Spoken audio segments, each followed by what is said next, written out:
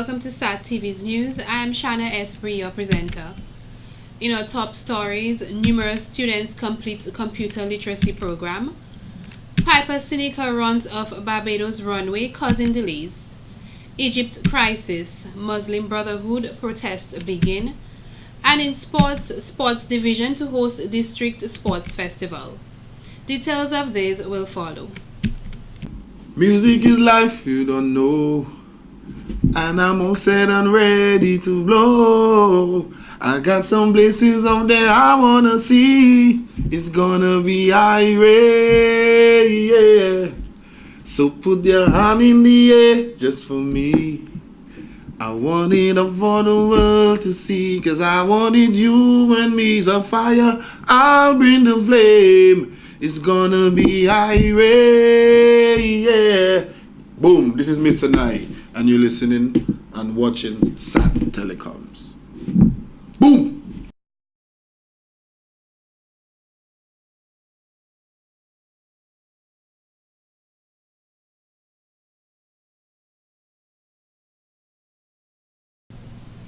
Welcome back.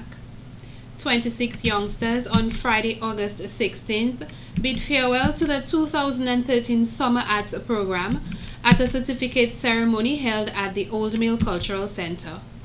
The younger children all participated in choir, arts and crafts, creative dance sessions and drama with a touch of Creole, whereas children between the ages of 11 to 16 participated in sessions including arts and crafts, steel pan, introduction to photography and wood carving. Workshop coordinator Miss Pearl Christian informed that wood carving and steel pan are chosen each year because the youth culture is on a mission to encourage the involvement of steel pan playing.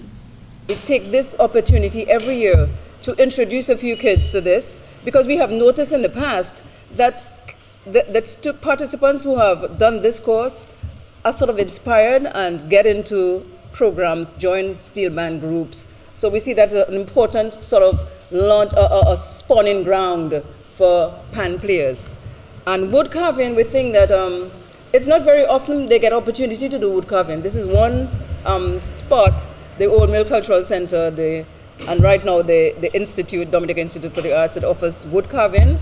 And we think that it is just the perfect time for them to get the opportunity to just indulge in that. And even if they are repeat participants, wood carving is a skill. It takes time. So a repetition twice, 3 times, 4 times, 5 times can only make you better. The Summer Arts program has been ongoing for about 25 years with highly commended tutors. Chief Cultural Officer Mr. Raymond Lawrence said the children were very enthusiastic and willing to learn this year. The Cultural Division generally has some pillars of responsibility, including festivals. We do about 5 festivals a year. The management of art centers, we manage the Old Mill, the Arawak, and last year we established the Dominica Institute for the Arts. We do a number of outreach programs across the island in Dominica. We do research and documentation. We have a number of CDs of folk music. We have a number of publications, and we just recently did a DVD of Dominica's traditional dances. And another pillar of responsibility for us, which is very important to us, is training. He added that this year's program fell under their training mission. Mr. Lawrence said they do not only train at the Old Mill Cultural Center, but across the island. Training is the basis for cultural development in Dominica, he stated. You know, even before you can market culture, you have to have the products. And the products come from training and building and strengthening what you already have here, and encouraging, especially the young ones, so that as they're growing, they begin to appreciate more and more our culture, they understand it better, and they begin to realize and identify the skills and talents that they have. And then hopefully they can take it to another level and strengthen those skills and talents. And some of them may even end up with careers in the field of arts and culture. Although I know, there's a whole wide choice of careers these days. Facilitators included Heather Toulon, Aaron Hamilton, Pearl Christian, Jacinta David, Irvin Dura, Gervais John Baptist, Ashworth Simon, Gregory Rabes, David Winston, Louis Deer, and Orlando Coffey. Bert, can you take it from this end? Take it from this end. Take it from this end. Mateo James. Oh.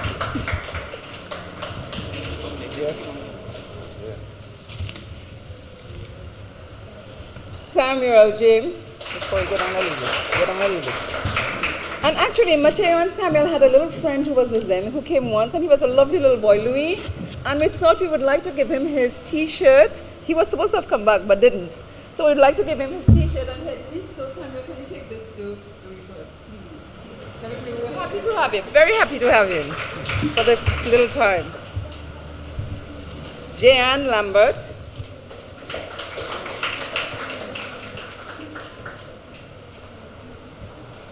Kimberly Coffey. Can we just go a little faster? Try to do it a little faster.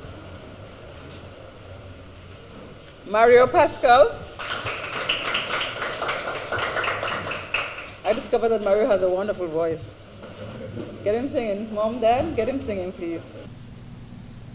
In other news, in a concerted effort to create visitor safety at beaches, particularly on the northeast coast of Dominica, the Ministry of Tourism and Legal Affairs, along with the Discover Dominica Authority, collaborated with the National Cooperative Credit Union Limited to address the problem. 4 safety tip signs have been installed at Batibu Beach, Number 1 Beach, Woodford Hill Beach, and Pegwa Beach. These areas were selected following unfortunate incidents with visitors at those locations.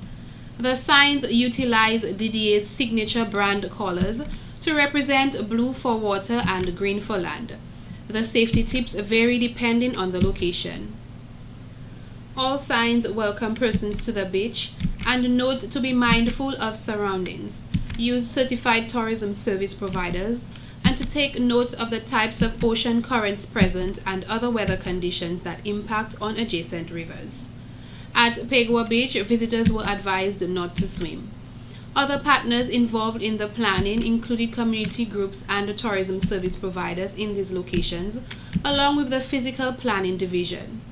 The Discover Dominica Authority is optimistic that the signs will impact positively and ultimately reduce incidents at these locations. The NCCU is pleased to partner with the Ministry of Tourism and the DDA to sponsor these safety signs to ensure visitor safety at beaches in Dominica. In other news, Whitney Greenaway, a poet, showcased her skills and talent at the activities of the Literary Festival, which was hosted from August 9th to the 11th, and says her passion for poetry started at a very early age. I think my passion for poetry started with my passion for reading and my passion for language.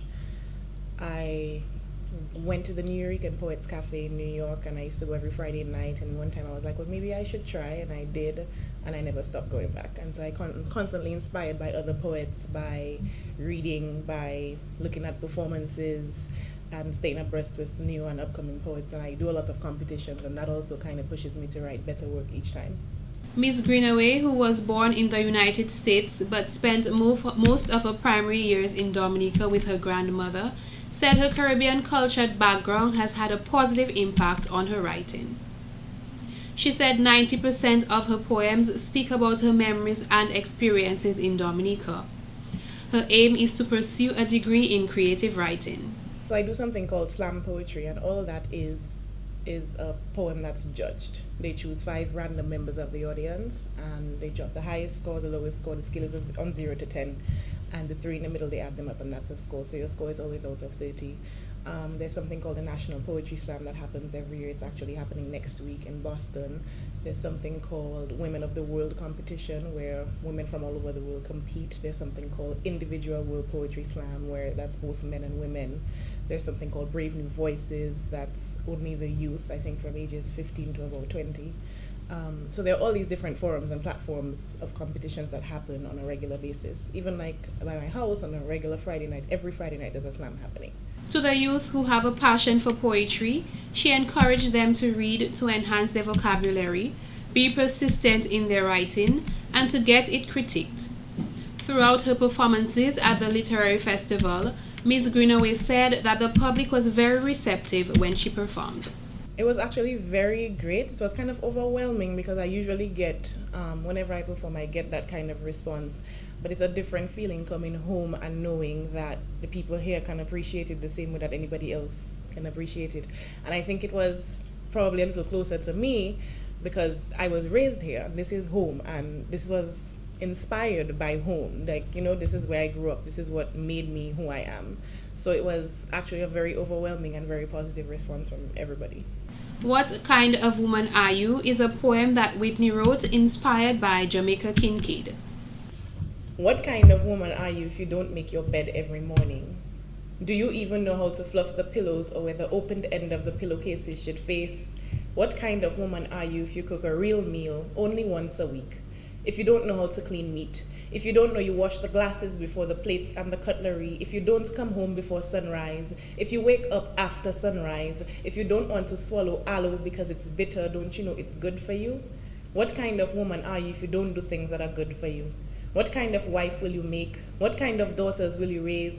Do you know when to put fabric softener in a load of laundry? And if the washing machine stops working, will you wear dirty clothes because things stop working? You know, the machine, the day, the heart. Do you know how to function when everything around you stops? How to remember you are earth and keep moving? What kind of woman are you if you say yes to every man and everything? If you become a yes woman, that's the worst kind of woman to become. It means you lose your tongue in your stomach and your stomach will swell with things you want to say. And what kind of woman will you be if you let your stomach swell with anything but a baby? If you make your voice part of your intestines and your mouth becomes a useless orifice? If you don't kneel for prayers? If you start blaming the father you never met? Don't you know rambling on about a person you don't know is gossip? How dare you use your tongue for gossip when it swims in your belly for everything else? Is that what you want to be? A gossip woman? That's the second worst kind of woman you can become, minding everybody else's business while yours is amok. What kind of woman are you wearing jeans to church? Don't you know Sunday is for dresses and loud shoes so the Lord can hear you coming? In more stories, a number of students are now computer literate after a summer program, which commenced on July 8th that was suited to enhance their basic skills and knowledge in the field. 5 communities benefited from this program, which is an annual initiative by the Ministry of Culture, Youth and Sports under the Youth Development Division. A small ceremony was held at the Public Service Union on August 16th to honor the participants of the summer computer program. Ms. Kirsten Peters, the longest-standing instructor of a program, gave the report. The course outlined for the program include Computer Concepts, Microsoft Word 2007, Microsoft Publisher 2007, Microsoft PowerPoint 2007, Internet Explorer. Training began with the introduction into computers concept. Trainees were exposed to the industry course of concepts of IT. This module contains theory and practical aspects of concepts of IT. She said all the students excelled and covered all areas that the program provided. Presently, students can now demonstrate and use knowledge acquired in areas such as concepts of IT, Microsoft Publisher, PowerPoint, Internet, to complete school research and assignments which will assist in their academic achievements and increase their knowledge base. And this will also prompt literacy among themselves. She said the Youth Development Division will continue to provide students with the necessary skills required to be better students in society. The participants were from various communities around the island, including Castle Bruce, Roseau, Wesley, Portsmouth, and Granby. Lennon Nicolich, Nisha Burton,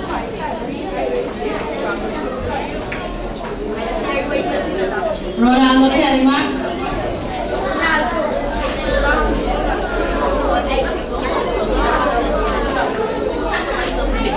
Shana Francis,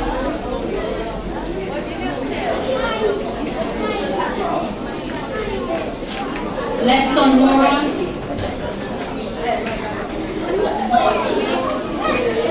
Romeo Burton,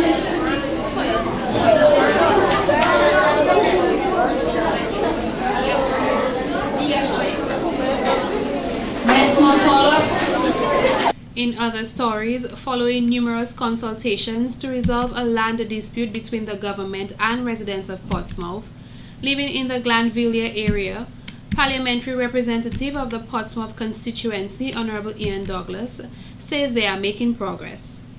Mr. Douglas noted 2 weeks ago the Glanvilla Georgetown Committee met with the Cabinet Subcommittee and had fruitful and constructive discussions relating to the government-owned land in Georgetown.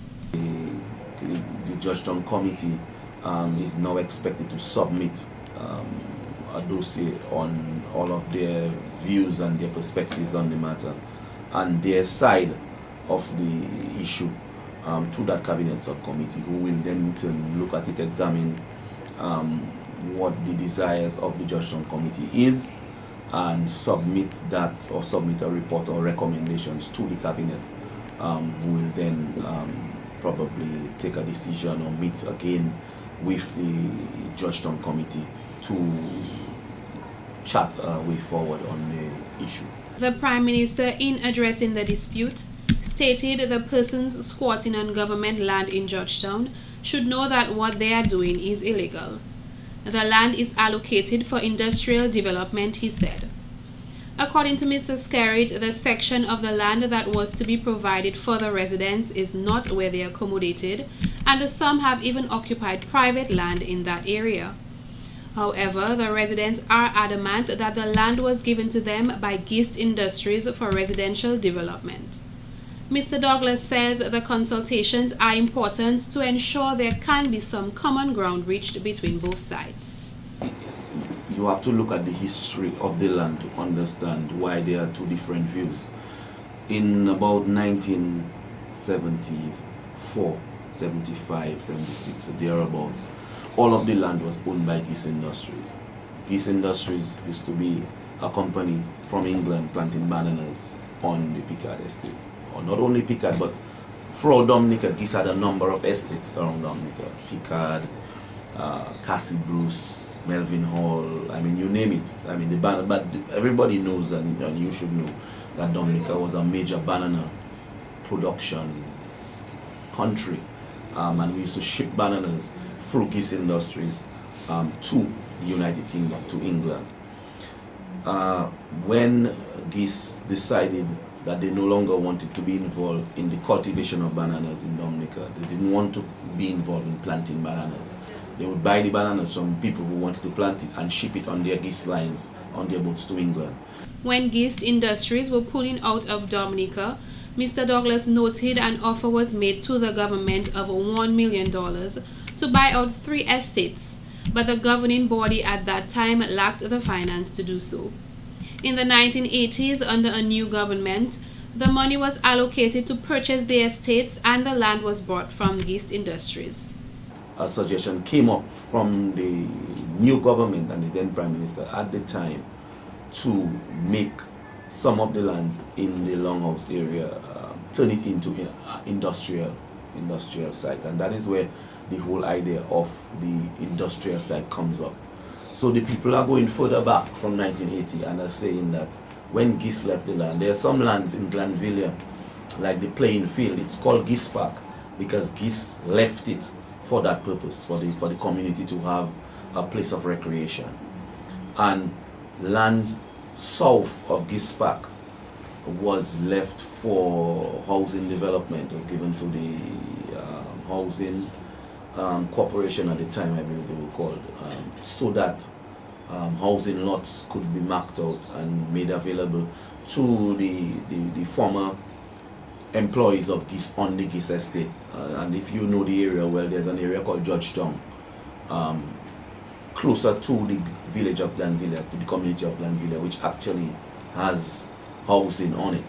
And it's a view of the people that that housing area was to come further south. So you had a first portion that was already marked out by the planning corporation, and all of those lands were to come further south. And that is why the people hold the view that all of those lands were left by Gist or given to the government by Gist, and Gist dictated that those lands were to be used for housing. The Freedom Party government, who won the 1980 elections, made some of the land available for industrial purposes. Following numerous election campaigns, the Labour Party, parliamentarians and politicians have always championed the cause of the people, stating the land rightfully belonged to the residents of Glanvilla for housing purposes. Mr. Douglas noted he will continue to stand on the side of his constituents and explained why. Because they are the ones who have elected me to represent them, so I must represent their views in as efficient and as clear a manner as I am able to. The residents stated on numerous occasions that they will not move. In more news, Minister of Housing, Lands and Telecommunications, Honorable Reginald Austrie, has said that the government of Dominica highly supports early childhood education. This statement was made during the closing ceremony of the Technical and Enhancement Project in Penville on Wednesday, August 14th. He says they will continue to ensure that early childhood education becomes universal. Children between the ages of 3 to 5 will have an opportunity to attend an educational institution. Mr. Austrie also requested of the participants as well as the general public not to refer to themselves as dropouts are individuals on the roadsides. Dropouts who sleep on the side of the road, drunk or parried. You guys are probably victims of circumstances that will be beyond your control at the time when you go to school. And sometimes we have this taboo that you go to school, you have to be a doctor or a lawyer or some big in society. But everybody has a God-given talent. And not all of us were born to be lawyers, doctors, politicians. But we need to find ourselves, and unless you find peace with yourself, unless you find what you're really good at, you'll never be comfortable doing it. There are several individuals with PhDs and other qualifications who are security guards today because they cannot find any other employment. However, there is always a job available for the person with the skill to do, he explained. But they go here, they go to St. Martin, they go to Guadeloupe, they go to Antigua.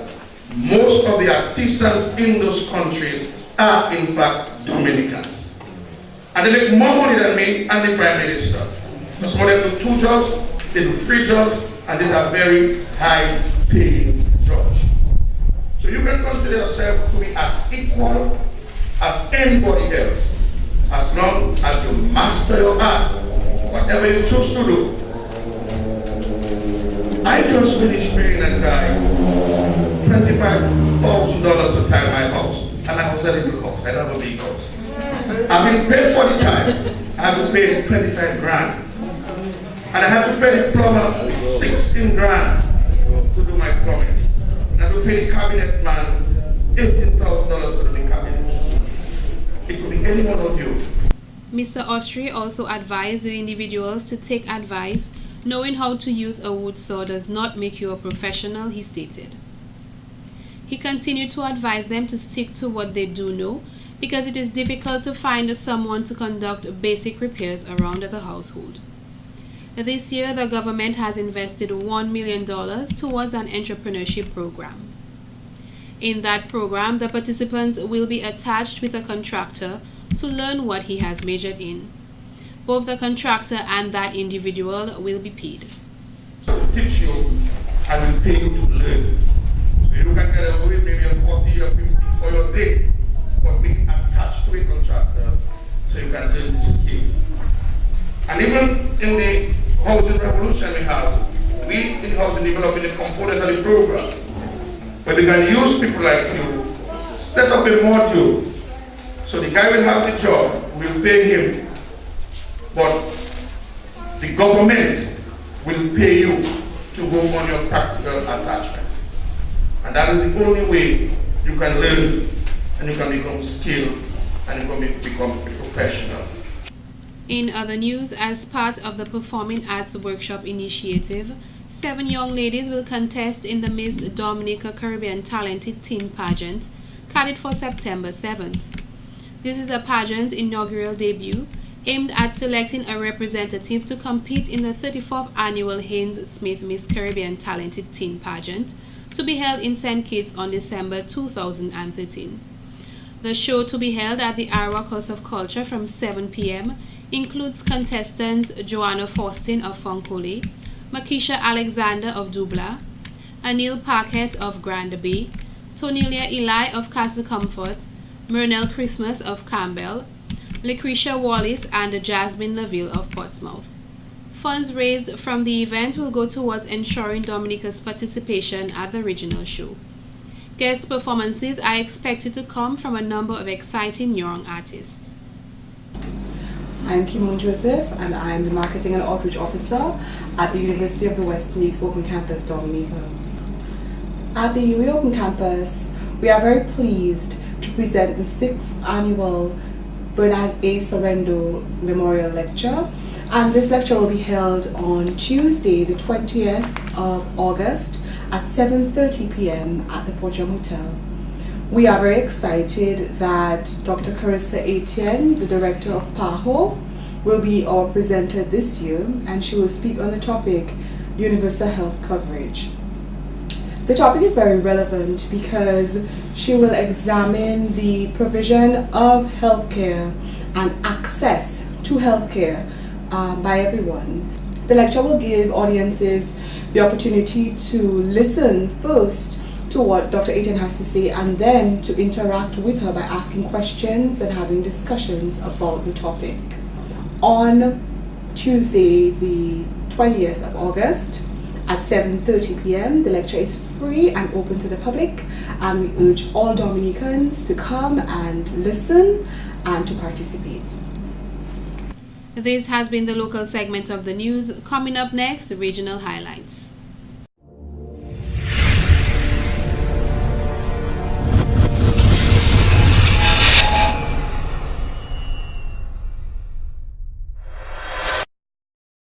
Can you tell us your concerns or your opinion on the high rise in criminal activity and drug activities in Dominica? Well, right now, I can say we're in a crisis for work. Jobs right now, with no jobs, you can give the youth pressure in the head. Only thing they can get to do money right now is sell drugs, commit crime. All the government to do right now is create some jobs for us. One, the concerns is like the youths, especially I have a daughter, raising up around these activities. What is it saying to them? Is it the right way? Is it that is what we are raising them up for? And then the issues I have with it is that not really the authorities, but us as a people on a whole we are not dealing with it appropriately. Like for instance, there are how many robberies, and it's true we call the police, we call the authorities, but I find they respond too slowly. I'm an ex-con. A year and more I've been out, behaving myself, but right now I don't have no work. Enough for my mother, I telling you, things will be rough right now. Right now, the country goes out of hand, and our government, the government and our power reps and them, they need to step up on them, man. Make sure everything go right, them and find out what's the problem, to deal with the issue, to deal with the saw. Because it's a bobo and getting worse. And if you don't look about the bobo, you come and don't look about the bobo, it's going to get worse and worse and worse. And our policemen, they must try to get serious. That some of them are very serious, that some of them are laid back. And some of them are putting politics in it, I guess. Under one umbrella, they should forget about politics. Doesn't matter who in power. This is the Workers' Party, the Labour Party, doesn't matter who in power. The country belongs to us. Can you tell us your concerns of the high rates in crime and drug activities on the island? Yes, I can and I will, a matter of fact, say that the only thing I find wrong with Dominica right now is the amount of crime. Because of the amount of crime, because we don't have no jobs here and we have a lazy government. Believe me, for me, we have a very lazy government in our country, and we need the time to get them out of this country so we can get things going. Government have to work, try to work with the people, try to work with the policemen. Policemen try to work with the people and try to solve the problem of crime. I find that goes out of hand. It gets like a bobo. Do you think that job provisions will help to curb the crime rate in Dominica as well as the high drug activities? Yes, honestly, if you have jobs, it will help the crime. And what I find is, I heard about the budget going past, I believe the government had put building materials duty free. I believe more people will get that advantage to build their house, build houses, and young fellas will get jobs. And the government should look at that.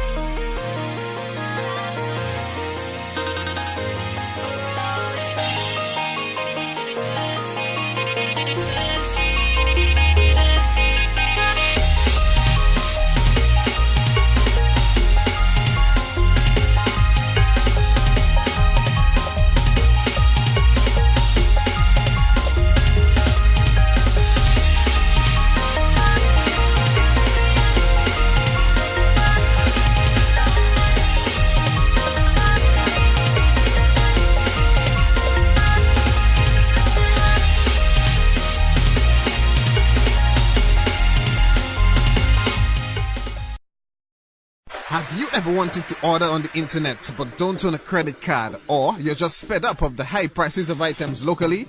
Well, the solution is Kemet's Online Services. Kemet's Online Services order a wide variety of items and get your items in as quick as 5 to 10 days. For placing orders or for more information, call 614-9550. The sky's the limit with Kemet's Online Services.